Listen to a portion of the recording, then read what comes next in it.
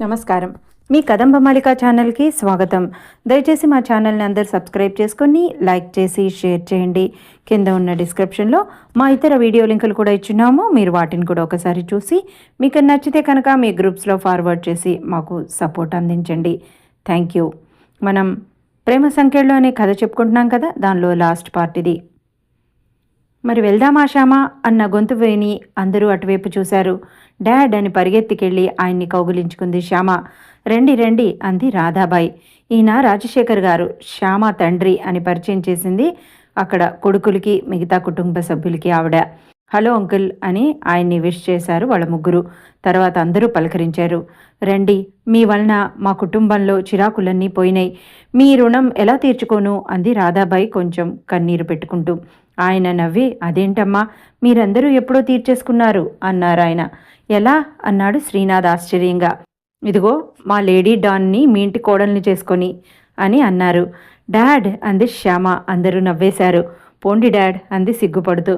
ఆయన రాజ్ దగ్గరికి వచ్చి, రాజ్, నా కూతురు అంటే నీకు ఇష్టమేనా? నా కూతురు నీ ఇష్టాలతో ప్రమేయం లేకుండా నీ లైఫ్లోకి ఎంటర్ అయింది. దాని మీద కోపం లేదుగా నాయనా. అది నిన్ను ప్రేమించానని చెప్పింది. అయినా అడుగుతున్నాను ఒక తండ్రిగా, నా కూతురు నీకు నచ్చిందా? దీనిలో బలవంతమేమీ లేదు రాజ్. ఎప్పుడు వన్ సైడ్ లవ్ ఉండకూడదు నాయనా, అందుకని అన్నారాయన. శ్యామ, నీకు ఆబ్లిగేషన్ కాకూడదు, చాయిస్ అవ్వకూడదు, నీ లైఫ్ అవ్వాలి. అలాగే నువ్వు కూడా శ్యామకి. నా కూతురి అభిప్రాయం నాకు తెలుసు, ఇప్పుడు నువ్వే చెప్పాలి అన్నారు. అందరూ రాజ్ని చూస్తున్నారు. రాజు చిన్నగా నవ్వి, అంకుల్, ఇప్పుడు నా హార్ట్ బీట్ తనే, మీరు ఎలాంటి బెంగ పెట్టుకోవద్దు. రాజ్ అన్నారాయన ఆనందంగా. అవును అంకుల్, ఇప్పుడు మీరు ఇవ్వమన్నా కూడా నేను ఇవ్వను, తను వెళ్తానన్నా కూడా నేను పంపించను అన్నాడు. ఆయన శ్యామ వైపుకు తిరిగి భుజాలెగరేసి హౌ అన్నారు. పో డాడ్ అని ఆయన గుండెలో తల దాచేసుకుంది సిగ్గుపడుతూ శ్యామ. శ్రీను దగ్గరగా వచ్చి, అరే, ఈ పిల్లడానికి కూడా సిగ్గుందా అన్నాడు. అందరూ నవ్వేశారు. రాజ్, ఇప్పుడు మాత్రం శ్యామని నాకు అప్పగించాలి బాబు. ఎందుకంటే మీ పెళ్ళి అలా కాదు, గ్రాండ్గా శాస్త్రోత్తంగా జరిపి నా కూతుర్ని నలుగురిలోని కాళ్ళు కడిగి అప్పగిస్తాను. అప్పటి వరకు మీ ఇద్దరికి ఎడబాటు తప్పదు అన్నారు. రాజ్ నవ్వి శ్యామను చూశాడు. శ్యామ సిగ్గుగా తలుంచుకుంది. మీ ఇష్టం అంకుల్ అన్నాడు. అందరూ ఇంటికి వచ్చారు. భోజనాలైనాయి. మా ఫ్లైట్ ఈవినింగ్ 6కి. శ్యామ, మనం 4 బయలుదేరాలమ్మా అన్నారు. అలాగే డాడ్, మీరు ఈ గదిలో కాసేపు రెస్ట్ తీసుకోండి అని ఆయనకి రూమ్ చూపించి తను వాళ్ళ రూమ్లోకి వచ్చింది. తన రూమ్లోకి వచ్చి తలుపేసి రాజ్ దగ్గరకు వచ్చి కూర్చుంది. తననే చూస్తున్న రాజ్తో, ఏంటి అలా చూస్తున్నారు అంది శ్యామ. తొందరగా వచ్చేయి, నేనుండలేను అన్నాడు. రాజ్ని చూసి, మరి నేనుండగలనా అంది. నవ్వి తనని తన గుండెలో దాచుకున్నాడు. రాజ్ అంది. అన్నాడు. జాగ్రత్తగా ఉండండి అంది. అలాగే అన్నాడు. రాజ్, వీడియో కాల్లో నాకు 1 అవర్కి ఒకసారైనా మీరు కనిపించాలి, లేకపోతే నేను ఊరుకోను అని అంది. నవ్వి తనని ఇంకాస్త గట్టిగా దగ్గరకు తీసుకొని, థ్యాంక్ యూ శ్యామ అన్నాడు. ఎందుకు అంది. ఎందుక, ఇంత మంచి డేరింగ్ అండ్ డాషింగ్ గర్ల్కి నేను నచ్చినందుకు అన్నాడు. రాజ్, నేను ఎన్ని పూజలు చేస్తే మీలాంటి ప్యూర్ వర్జిన్ నాకు దొరుకుతాడు అంది కన్ను కొట్టి. నవ్వేశాడు రాజ్ కూడా. వదలలేక వెళ్ళింది శ్యామ. ఇద్దరు చాటింగ్లోనే ఉన్నారు. ఆ తర్వాత నెలన్నరలోపే శ్యామరాజుల వివాహం అంగరంగ వైభవంగా జరిగింది. తనతో పాటు తోటికోడళ్ళకి, ఆడబడుచులకి, వనజకి, వరమ్మగారికి, అత్తగారికితో సహా అందరికీ బట్టలు, నగలు కొన్నది శ్యామ. అందరూ చాలా ఆనందించారు. మేం కూడా ఇక్కడ బిజినెస్ సెటిల్ చేసుకొని ఏపీకి వచ్చేస్తామన్నారు రాజశేఖర్ గారు. అంతటి మనిషి శ్యామను అప్పగిస్తూ చంటి పిల్లాళ్ళ ఏడ్చేశారు. రాజ్ దగ్గరకు వచ్చి, అంకుల్, మీ ఆరోగ్యం జాగ్రత్త. శ్యామని నేను నా ఆరో ప్రాణంలా చూసుకుంటాను, మీరేం బాధపడద్దు అన్నాడు. శ్రీను కూడా ఆయనకి చెరువు వైపుకు వచ్చి, అంకుల్, బాధపడకండి, మేము నిజంగా తనకి ఎలాంటి కష్టము రాకుండా మా ప్రాణంలా చూసుకుంటాం, డోంట్ వరీ అన్నారు. ఆయన కళ్ళు తుడుచుకున్నారు. ఆ రోజు శ్యామరాజుల ఫస్ట్ నైట్. లోపలికి వచ్చిన శ్యామని చూసి దగ్గరకు వచ్చి, ఇంకా మన మధ్య రహస్యాలు లేవుగా అన్నాడు. సిగ్గుపడింది శ్యామ. ఎంతో ప్రేమగా ఆనందంగా రాజ్ గుండెలో ఒదిగిపోయిన శ్యామాని చూసి thank you Shyama, I'm very lucky అన్నాడు Raj. Not only you Raj, me also అంది. హ్యాపీగా లైఫ్ స్టార్ట్ చేశారు వాళ్ళు. రాజ్, నాకు వెంటనే పిల్లలు కావాలి అంది. నో అబ్జెక్షన్ అన్నాడు రాజ్. బావగారిని జయక్కని హనీమూన్కి పంపించాలి మనం అంది. నవ్వి అంతా నీ ఇష్టం శ్యామ, నీ ఇష్టమే నా ఇష్టం మై డియర్ వైఫ్ అన్నాడు. శ్యామ అత్తగారింటికి కాపురానికి వచ్చేసింది. ఒక వారం గడిచాక శ్రీనాథ్ రూమ్లోకి వచ్చింది శ్యామ. డోర్ దగ్గర నుంచొని రావచ్చా అంది. శ్రీనాథ్ ఏవో ఫైల్స్ చూసుకుంటూ తల పైకెత్తి శ్యామ నువ్వా, నీకు పర్మిషన్ అవసరమా, దాదా అన్నాడు. బావగారు మీతో మాట్లాడాలని వచ్చాను అంది. చెప్పమ్మా అన్నాడు. అది కొంచెం మీ పర్సనల్, ఏమనుకోరుగా అంది శ్యామ. నా దగ్గర నీకు ఎలాంటి టాపిక్ అయినా సరే మాట్లాడటానికి నో అబ్జెక్షన్, ఎందుకంటే నాకు నీ తండ్రి స్థానాన్ని ఇచ్చావు. పిల్లలు తండ్రికి కాక ఇంకెవరికి చెప్పుకుంటారు చెప్పు అన్నాడు. శ్యామ ఆనందంతో శ్రీనాథ్ 2 చేతులు పట్టుకుని థ్యాంక్స్ బావుగారు, మీరిచ్చిన ఈ హోదాతోనే అడుగుతున్నాను, ఈ ఇంట్లోకి లవకుశలు రావాలి అంది. శ్రీనాథ్ ముఖం ఎర్రగా కందిపోయింది. ఐఎమ్ సారీ, నాకు ఈ విషయం అత్తయ్య గారు చెప్పారు. ఆడదానికి మంచి భర్త దొరకటం ఎంత అదృష్టమో, మంచి సంతానం కలగడం, అమ్మ అని అనిపించుకోవడం కూడా చాలా అవసరం. ఆ భాగ్యం కోసం ప్రతి ఆడది ఎదురు చూస్తుంది. బావగారు, అక్క చాలా మంచిది. తను మీరు నిజంగా ఎంతో అన్యోన్యంగా నాకు కనిపిస్తారు. తన మీద మీకేమైనా అనుమానం ఉన్నదా శ్యామా అన్నాడు. జయ లోపలికి రాబోయి తన టాపిక్ రావడంతో డోర్ దగ్గరే ఆగిపోయి వింటోంది. అంటే అన్నాడు. అంటే జయ అక్కకి పిల్లలు పుడితే పిల్లలిద్దరిని సరిగ్గా చూడదేమోనని అంది. చచ్చా, ఎవరు చెప్పారమ్మా శ్యామ నీకు? నా జయని అనుమానించటం అంటే నన్ను నేను అనుమానించుకోవడమే తెలుసా అన్నాడు. మరి మీ ప్రాబ్లం ఏంటి అంది. శ్యామ నీకెలా చెప్పను అన్నాడు. బావగారు, నేను మీ కూతుర్ని అన్నారు. ప్లీజ్ నాకు ఆ అధికారంతోనే మీ మనసులో మాట చెప్పండి అంది. శ్యామ నీ దగ్గరేదో మాయ ఉంది, ఎదుటివారిని అస్సలు వదలవు అన్నాడు. నవ్వి చెప్పండి ప్లీజ్ అంది. జయ నా ప్రాణం శ్యామ, నీకు తెలుసా జయని నేను ఒక్కరోజు కూడా మా పెళ్ళైనాక వాళ్ళ పుట్టింటికి పంపించలేదు. ఎందుకో తెలుసా, తనని నిమిషం కూడా నేను వదిలి ఉండలేను. తను నా పిల్లలకే కాదు నాకు కూడా తల్లే. అంతలా నన్ను తన ప్రాణం కంటే ఎక్కువగా చూసుకుంటుంది. జయ కళ్ళల్లో నీళ్ళు వస్తున్నాయి ఇవన్నీ వింటూ. బయట నీకో విషయం తెలుసా, నాకు అమ్మ కన్నా నా కడుపున పుట్టిన పిల్లల కన్నా జయ అంటేనే ఎంతో ఇష్టం. 3 ఏళ్లు కాపురం చేసి 2 బిడ్డలని నాకిచ్చిన లక్ష్మి కన్నా కూడా తనే ఎక్కువ ఇష్టం. తను లేందే నేను లేను అన్నాడు కళ్ళల్లో నీళ్లతో. శ్యామ ఆశ్చర్యపోయి మరి ఈ ఎడం ఎందుకు బావుగారు అంది. భయం శ్యామ, భయం అన్నాడు. భయమా అంది ఆశ్చర్యంతో. అవును, నేను తనని చేరదీస్తే పిల్లలు కలుగుతారు. నా జయకి ఏదన్నా అయితే నా జయ నాకు ఎక్కడ దూరం అవుతుందోనని భయం. అలా జరిగితే శ్యామ నేను బ్రతకను. జయని బాధిస్తున్నానన్న విషయం నాకు తెలుసు. అయినా భయంతో నా జయని దూరం చేసుకోలేక దగ్గర తీయలేక నరకయాతనని అనుక్షణం నేను అనుభవిస్తున్నాను అన్నాడు శ్రీనాథ్. శ్యామ శ్రీనాథ్ని చూసి బావుగారు మీరు చదువుకున్నవారు, ప్లీజ్ అలా ఏం జరగదు. మీ జయ మీకెప్పటికీ దూరం కాదు, మీలో సగం. అసలు మీరే తనే మీరు. ఎలాంటి భయాలు మనసులో పెట్టుకోవద్దు. మీరు అక్క ఆనందంగా ఉండండి. చిన్నదాన్ని చెప్తున్నానని అనుకోవద్దు అంది. లేదమ్మా, ఐ విల్ ట్రై శ్యామ, నువ్వు మా ఇంటి బంగారు తల్లివి అన్నాడు. నవ్వి థ్యాంక్ యూ బావుగారు అని పక్కనున్న ఫోన్ని చేతిలో తీసుకొని బయటికి వెళ్తూ బావుగారు ఆల్ ద బెస్ట్ అంది. శ్రీనాథ్ నవ్వాడు.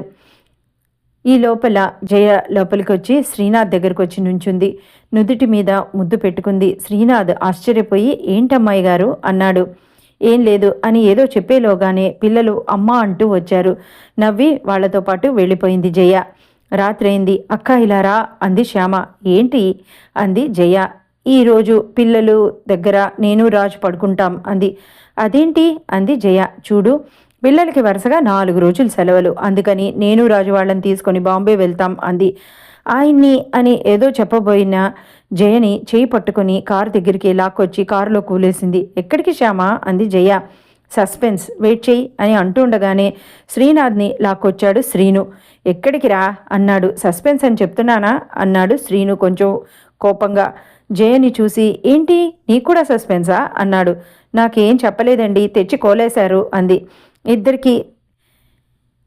ఇద్దరికి వాళ్ళందరూ చూడండి, మేం చెప్పిందే మీరు చెయ్యాలి, ఇక మాట్లాడకుండా మాతో రండి అని అన్నారు.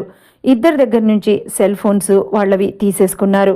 శ్యామ అంది, పదండి రాజ్ అని. రాజ్ నవ్వి డ్రైవింగ్ సీట్లో రెడీగా ఉన్నవాడు కార్ స్టార్ట్ చేశాడు. పదండి అంది. బాయ్ అన్నారు శ్రీను, కోమలి. చెయ్యి ఊపాడు శ్రీనాథ్. కారు బయలుదేరింది. జయ, శ్రీనాథ్ ఒకళ్ళ మొహం ఒకళ్ళు చూసుకొని, ఇప్పటికైనా చెప్తారా మీరిద్దరూ అన్నాడు శ్రీనాథ్. నో అన్నారిద్దరు ఒకేసారి కోరస్గా. సరే అయితే మీ ఇష్టం, మీరెక్కడికి తీసుకెళ్తే అక్కడికి వస్తాం అన్నారు నవ్వుతూ.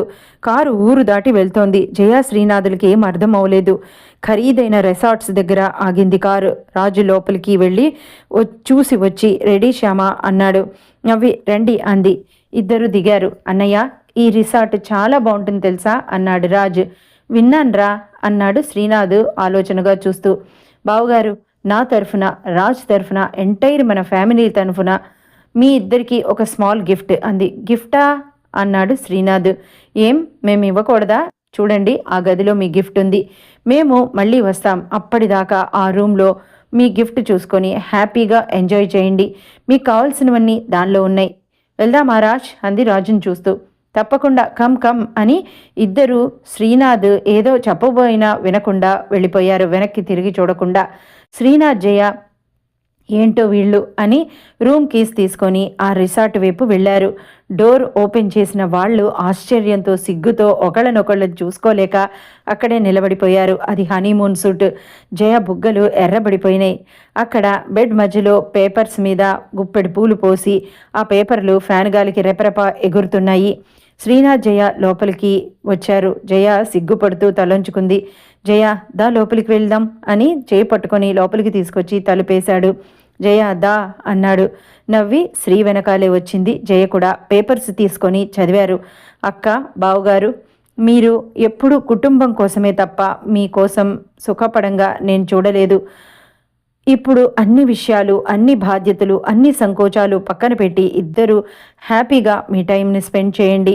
కంపల్సరీ లవకుశలు పుట్టాలి. ఇది మీ పెద్ద కూతురిగా నా కోరిక, ఈ ఇంటి చిన్న కోడలిగా నా ఆజ్ఞ. ఏమంటారు అని నవ్వు బొమ్మలు పెట్టింది. ఆల్ ద బెస్ట్ మీ ఇద్దరికి మా అందరి తరఫున అని ఉంది. జయ శ్రీనాథ్ని చూసింది. నవ్వి అల్లరి పిల్ల అన్నాడు శ్రీనాథ్ ఆ లెటర్ ముడుస్తూ. జయ శ్రీనాథ్ని గట్టిగా కౌగులించుకుని ఏడ్చేసింది. శ్రీనాథ్ కూడా కళ్ళల్లో నీళ్ళొచ్చాయి. తనని దగ్గరికి తీసుకుని ముద్దు పెట్టుకున్నాడు. సారీ జయ, వీఆర్ టూ లేట్. నా భయంతో నిన్ను బాధించాను. ఐఎమ్ రియల్లీ వెరీ సారీ అన్నాడు కళ్ళ నీళ్లతో తను కూడా. చచ్చా ఏంటండి అంది కళ్ళు తుడుస్తూ. వాళ్ళ డ్రెస్సులు, వాళ్ళకు కావలసినవి అన్నీ అరేంజ్ చేసున్నాయి అక్కడ. శ్రీ, జయ ఆనందంతో ఒకటైనారు. అసలు వాళ్ళిద్దరూ ప్రపంచాన్ని మర్చిపోయారు. సిగ్గుల మొగ్గైంది జయ. చిన్న పిల్లవాడైపోయాడు శ్రీనాథ్. జయ, ఇలా ఎంజాయ్ చేసి చాలా రోజులైంది తెలుసా. ఇక నుంచి వీక్లీ వన్స్ ఇలా బయటికి వద్దామా అన్నాడు. మరి పిల్లలు అంది. నవ్వాడు తనని దగ్గర తీసుకుంటూ. ఏమండి, పాప దిగులు పడుతుందేమోనండి అంది. ఏం పడదు, ఇంట్లో అందరూ ఉన్నారుగా, నువ్వు బెంగపడకుండా ఉంటే చాలు అన్నాడు. జయ నవ్వుతో శ్రీనాథ్ గుండెలో తలదాచుకుంది. జయ, నీలాంటి సహనశీలి నా భార్య అయినందుకు భగవంతుడికి చాలా థ్యాంక్స్ అన్నాడు. మరి మీరు ఇంతటి బంగారు తండ్రి, అందరినీ ఎంతో ప్రేమగా ఆదరించి మంచిగా ఒక తాటి మీద నడిపించే ఈ మనిషికి నేను భార్యనైనందుకు నేను కూడా స్పెషల్ థ్యాంక్స్ ఆ దేవుడికి అంది. అలా వాళ్ళిద్దరూ చాలా విషయాలు వాళ్ళు పంచుకొని ఒకళ్ళకొకళ్ళు చాలా ఎంజాయ్ చేశారు. వారం తర్వాత వస్తే పిల్లలు శ్యామ, రాజ్, శ్రీను అక్కడ అందరూ ఆడుకుంటున్నారు. కోమలి జడ్జి చేస్తోంది. కోమలి మాత్రం ఆడట్లేదు, కడుపుతో ఉంది కాబట్టి కుర్చీలో కూర్చొని ఉంది. రవి కూడా పక్కనే రెఫ్రీ కింద అటు ఇటు తిరుగుతున్నాడు. అందరూ వాళ్ళని చూసి దగ్గరకు వచ్చారు. అమ్మా, పిన్ని ఎన్ని ఆటలు ఆడించిందో తెలుసా అంది పాప. మమ్మల్ని కూడా ఆడించింది అన్నాడు శ్రీనాథ్. జయ సిగ్గుపడింది. అందరూ నవ్వారు. కిరణ్ని రాజశేఖర్ గారు తన అసిస్టెంట్గా వేసుకొని పని నేర్పించారు. రాధాబాయి వరమ్మ, బామ్మ అందరూ చాలా హ్యాపీ. రాజశేఖర్ గారు తన బిజినెస్ని బాంబేలో వైండప్ చేసి శ్యామ వాళ్ళ దగ్గరికి వచ్చేశారు. రాజ్కి తన బిజినెస్ కూడా అప్పచెప్పేశారు. శ్రీనాథ్ని అన్నింటికీ ఎండీని చేశారు. ఆయన ప్రాపర్టీస్ కూడా అన్నీ అప్పగిచ్చేశారు. జయ నిజంగానే కడుపుతో ఉంది. కోమలికి పాప పుట్టింది. జయకి నిజంగానే ట్విన్స్ పుట్టారు. ఒక ఆడ, ఒక మొగ. శ్రీరాము, శ్రీనిధి అని పేర్లు పెట్టారు. శ్రీను కూతురి పేరు శ్రీరేఖ అని పెట్టారు. రాజ్కి, శ్యామకి కూడా ఒక ఏడాది తర్వాత ఒక బాబు పుట్టాడు. వాడికి శ్రీవత్స అని పేరు పెట్టారు. వనజకి పెళ్లి చేసి పంపించారు. All are happy. రాజ్ శ్యామని దగ్గరికి తీసుకుని, శ్యామ ఇదంతా నీ వల్లనే అంటాడెప్పుడు. నవ్వి రాజ్ గుండెలో హాయిగా, తృప్తిగా, ఆనందంగా కళ్ళు మూసుకుంది శ్యామ. ఇదండి ప్రేమ సంకెళ్ళు. రాజ్ మనసులో సంకెళ్లలో ఇరుక్కుపోయింది శ్యామ. అలాగే శ్యామ మనసులో ఇరుక్కుపోయాడు రాజ్. ఈ కథ ఎలా ఉంది? మీకు నచ్చిందా? మీకు నచ్చితే కనుక మా ఛానల్ని సబ్స్క్రైబ్ చేసుకొని లైక్ చేసి షేర్ చేయండి. కామెంట్స్ రూపంలో మీ అభిప్రాయాలను మాకు తెలియచేయండి. Thank you.